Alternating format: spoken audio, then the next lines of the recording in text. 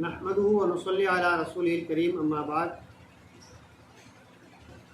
आज मैं आपको रोज़े के तोड़ने के बारे में बतलाऊँगा। एक होता है कि किसी बीमारी की वजह से रोज़ा तोड़ना, और एक होता है जानबूझकर भूख और प्यास की वजह से रोज़ा तोड़ना।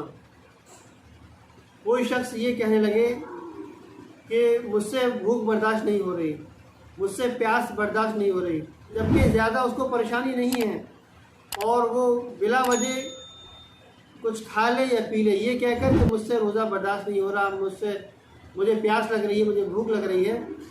तो ऐसा शख्स अगर कुछ भी खा लेगा पी लेगा तो उसका रोज़ा टूट जाएगा। इसी तरह कोई रोज़े की हालत में वो बीवी के साथ सोहबत कर लेगा तो उसका भी रोज़ा टूट जाएगा। अब रोज़ा टूटने के बाद उसका कफ़ारा क्या है? सबसे पहले तो ये है कि अगर किसी ने रोज़ा तोड़ दिया जानबूझकर, उसका कफ़ारा ये है कि ग़ुलाम आज़ाद करें। आजकल ग़ुलाम तो होते नहीं हैं, तो फिर उसके लिए हुक्म यह है कि वो 60 रोज़े मुसलसल रखे, यानी कि 2 महीने के मुसलसल रोज़े रखे। अगर बीच में एक दिन भी छूट गया, मिसाल के तौर पर अगर किसी ने 31 रोज़े रख लिए, 35 रोज़े रख लिए और 36वें दिन उसने रोज़ा नहीं रखा, छूट गया रोज़ा, तो उसके वो सब रोज़े ख़त्म, फिर दोबारा से उसको 60 रोज़े पूरे करना पड़ेंगे।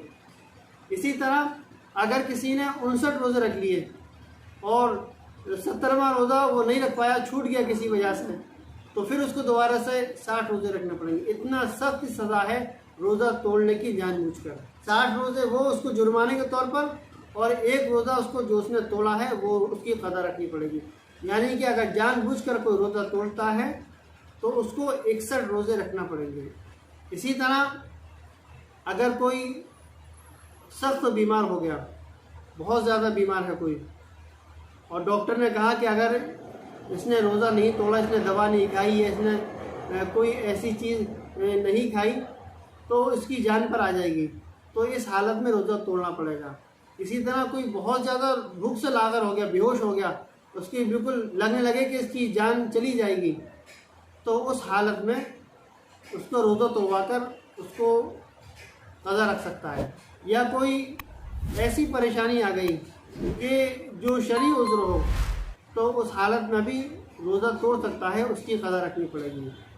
बाद मरतबा ये होता है कि किसी ने रोज़ा रखा और उसका रोज़ा है, उसको याद नहीं, उसने खाना पीना शुरू कर दिया।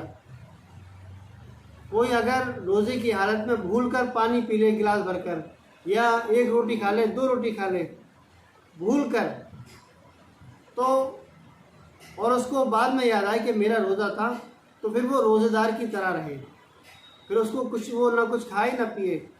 हदीस पाक में है कि अगर किसी ने रोज़े की हालत में भूलकर खाया है या पिया है तो उसका रोज़ा रहेगा और उसको अल्लाह तबारक व तआला ने खिलाया है। हाँ, अगर कोई देख रहा है तो उसको याद दिला दे, अगर कोई याद भी नहीं दिलाएगा तब भी उसके रोज़े पर कोई फ़र्क नहीं पड़ेगा।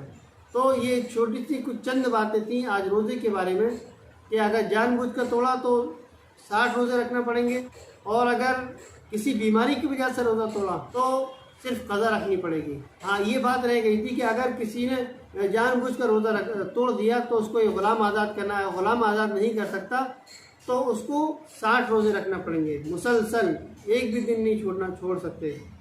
अगर ये भी नहीं कर सकता तो उसके लिए ये है कि 60 मिस्कीनों को सुबह शाम खाना खिलाए, 60 गरीबों को, गरीब हैं जो भूखे हैं तंगदस्त हैं, उनको 60 मिस्कीनों को 2 वक्त खाना खिलाए। और अगर ये भी नहीं कर सकता तो 60 सदक़े फ़ित्र के बराबर वो निकाले। यानी एक सदक़े फ़ित्र अगर तकरीबन 50 रुपये बैठ रहा है या 45 रुपये बैठ रहा है तो उसका मल्टीप्लाई कर 60 रोज़ों के बराबर उसके बाद निकालेगा तो उसके रोज़े का कफ़ारा होगा। रोज़ा तोड़ना जानबूझकर रोज़ा तोड़ना बहुत बड़ा गुनाह है।